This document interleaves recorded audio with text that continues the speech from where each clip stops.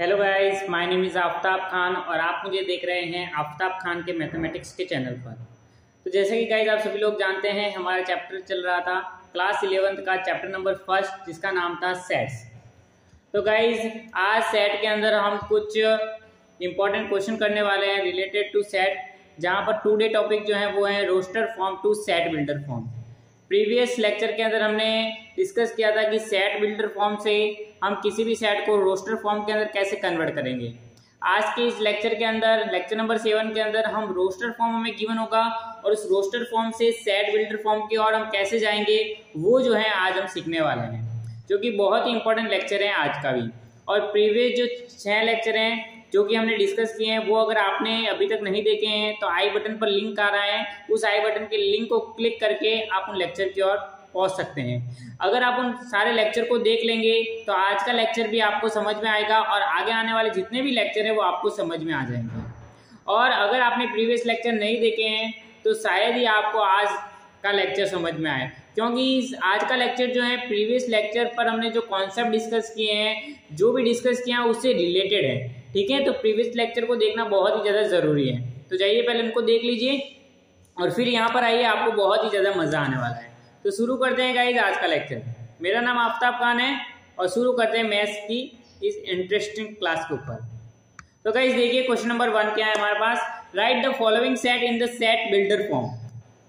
ठीक है, हमें सेट को किस में लिखना है, सेट बिल्डर फॉर्म में लिखना है। यानी कि हमारे पास जो सेट गिवन होगा वो रोस्टर फॉर्म में गिवन होगा और रोस्टर फॉर्म से हमें सेट बिल्डर फॉर्म की ओर जाना है। और प्रीवियस लेक्चर के अंदर हमने क्या डिस्कस किया था कि सेट रोस्टर फॉर्म गिवन था और रोस्टर फॉर्म को सेट बिल्डर में लाना था। लेकिन आज हम क्या करने वाले हैं, उसका कन्वर्ट्स करने वाले हैं।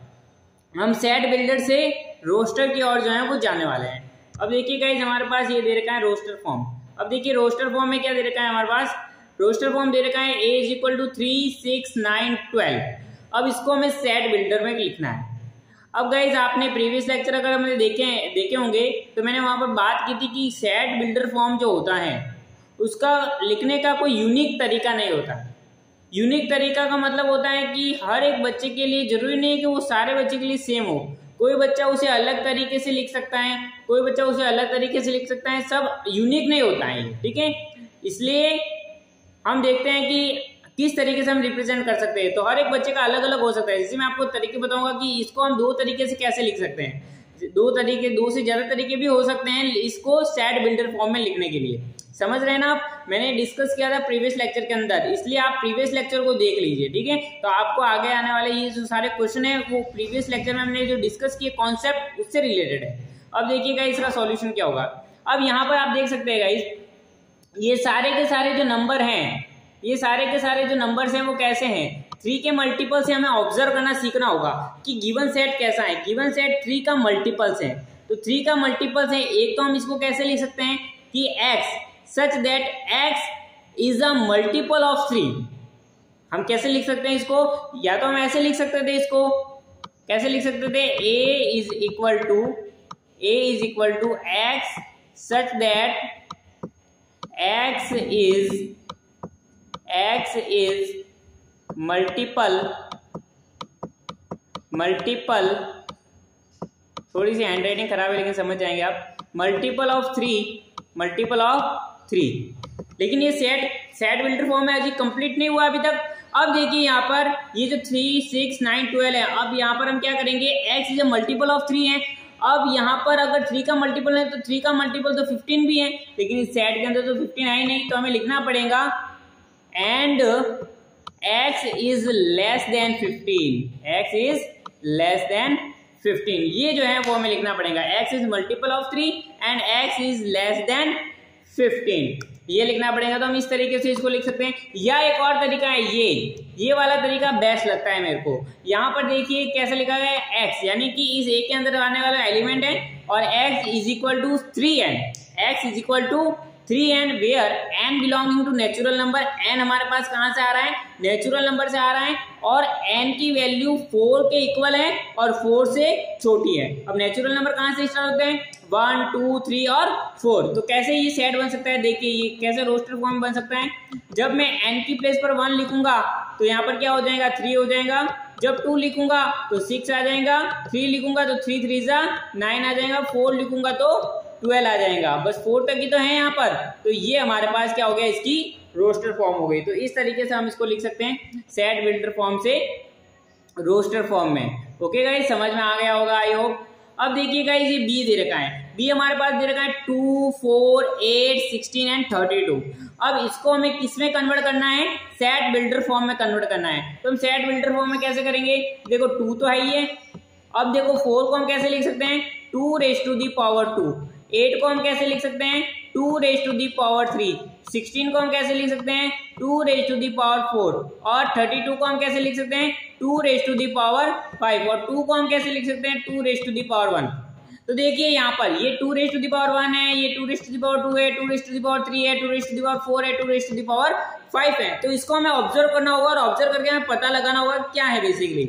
अब देखिए हम यहाँ पर कैसे इसको रिप्रेजेंट कर सकते हैं। आई होप आपको समझ में आ गया होगा। हम कैसे लिख सकते हैं यहाँ पर सॉल्यूशन में, यहाँ पर देखिए x यानी इस b के अंदर आने वाले वो एलिमेंट है जिसमें x को रिप्रेजेंट किया गया है 2 raise to the power n की फॉर्म में, जहां पर n नेचुरल नंबर है और n 5 के इक्वल और 5 से छोटा है। तो नेचुरल नंबर कहां से स्टार्ट होते हैं, 1 2 3 यहां से स्टार्ट होते हैं और 5 तक जाएंगे और 5 के इक्वल है और 5 से छोटे हैं। तो यहाँ पर जब हम इसमें सब्स्टिट्यूट करेंगे तो ये पूरा का पूरा सेट हमें जो है वो मिल जाएगा स्टूडेंट, ठीक है। तो इस तरीके से हम रोस्टर फॉर्म से सेट बिल्डर फॉर्म में कन्वर्ट करते हैं। और गाइस मैं आपको बता दूं, दूसरी बार मैं रिपीट कर रहा हूँ, सेट बिल्डर फॉर्म में लिखने का कोई यूनिक तरीका नहीं है।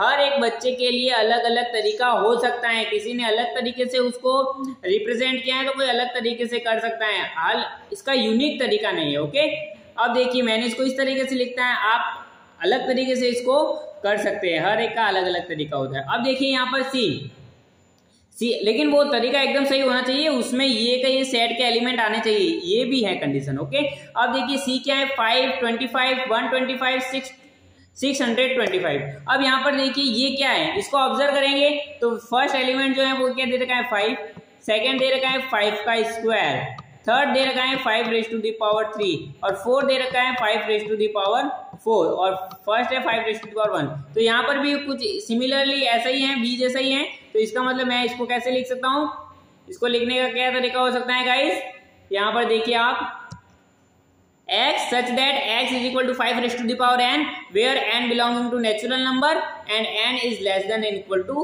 4। आई होप गाइस आपको ये समझ में आ गया होगा। बहुत इजी है, ये तो प्रीवियस जो क्वेश्चन है उसके जैसा ही था। तो इस तरीके से हम रोस्टर फॉर्म से सेट बिल्डर फॉर्म में लिखते हैं। बहुत ही इंपॉर्टेंट है गाइस और बहुत ही ज्यादा सिंपल भी है, ठीक है। और एग्जाम में इससे रिलेटेड बहुत ही ज्यादा क्वेश्चन आते हैं। अब देखिए गाइस, इसको हम कैसे रिप्रेजेंट करेंगे, 2 4 6 2 4 6 को हम कैसे रिप्रेजेंट करेंगे, ऑब्जर्व करिए क्या ये इवन नंबर हैं सारे के सारे। तो ये सारे के सारे क्या हैं, इवन नेचुरल नंबर है। तो इवन नेचुरल नंबर तो हम यहाँ पर इसको इस तरीके से लिख सकते हैं, x such that x is a even natural number. अब कोई और लड़का है उसने इस तरीके से रिप्रेजेंट किया है, जैसे कि इस तरीके से x such that x is equal to 2n where n belonging to natural number. तो भी ये का ये सेट होगा, क्योंकि n की प्लेस पर जब 1 लिखेगा तो 2 आ जाएगा, 2 लिखेगा तो 4 आ जाएगा, 3 लिखेगा 6 आ जाएगा, सारे के सारे 2 के मल्टीपल आ जाएंगे।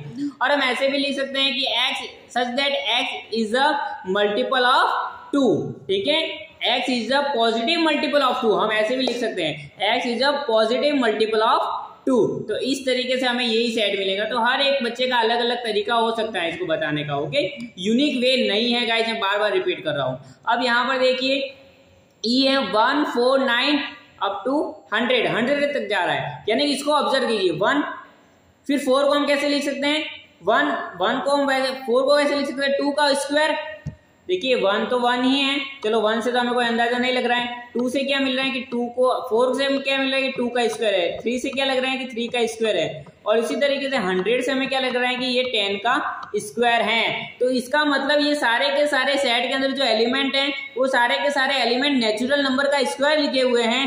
तो हम इसको कैसे रिप्रेजेंट कर सकते हैं, हम इसको इस तरीके से यहाँ पर रिप्रेजेंट कर सकते हैं गाइस कि x such that x is equal to n square where n belonging to n and n less than n equal to 10, क्योंकि यहाँ पर 100 तक ही है। अगर 100 से और ज्यादा आगे जाता तो हम यहाँ पर n belonging to natural number तक सफिशियंट था, लेकिन यहाँ पर रिस्ट्रिक्शन लगा हुआ है 100 तक ही है, तो यहाँ पर n को हमें 10 के इक्वल एंड लेस देन करना पड़ेगा, तब ये हमें सेट जो है वो मिल जाएगा। तो इस तरीके से गाइस हम यहाँ पर क्या करते हैं, रोस्टर फॉर्म से सेट बिल्डर फॉर्म में हम कन्वर्ट करते हैं। प्रीवियस लेक्चर में हमने सेट बिल्डर फॉर्म से रोस्टर फॉर्म में कन्वर्ट करना सीखा था। तो गाइस बहुत ही इंपॉर्टेंट है आज का लेक्चर और प्रीवियस लेक्चर सारे के सारे इंपॉर्टेंट है, आज का लेक्चर भी इंपॉर्टेंट है। तो अगर गाइस आपने वो लेक्चर नहीं देखे हैं तो प्लीज आई बटन पर लिंक आ रहा है, आप जाइए। और बहुत ही बड़ी बड़ी क्लासें नहीं, छोटी छोटी क्लासें, लेकिन जो कॉन्सेप्ट हमने डिस्कस किए, जो क्वेश्चन हमने किए वो अगर आप कर लेंगे तो आप रियल में मैथ्स के महारथी हो जाएंगे, क्योंकि हम सेट थ्योरी पढ़ रहे हैं और आगे आने वाले जितनी भी मैथमेटिक्स सेट थ्योरी का बहुत ही ज्यादा इंपॉर्टेंट रोल है। तो अगर हमारा फाउंडेशन बहुत ही अच्छा हो जाएगा तो आगे आने वाले जो मैथमेटिक्स है वो बहुत ही इजीली हमें समझ में आ जाएंगी। तो ठीक है गाइज, मिलते हैं अगली वीडियो में ऐसे ही इंटरेस्टिंग क्वेश्चन के साथ। अगर आज आपको हमारा वीडियो अगर ये पसंद आया है तो इस वीडियो को लाइक करें, अपने दोस्तों के साथ शेयर करें, और अभी तक गाइज आपने हमारे चैनल को सब्सक्राइब नहीं किया है तो प्लीज चैनल को सब्सक्राइब करें और साथ ही साथ बेल आइकन को प्रेस करें, सो दैट कि आपको आगे आने वाले वीडियो के नोटिफिकेशन मिल जाए। तो ठीक है गाइज, मिलते हैं अगली वीडियो के अंदर ऐसे इंटरेस्टिंग क्वेश्चन के साथ। Thank you for watching me. Thank you guys.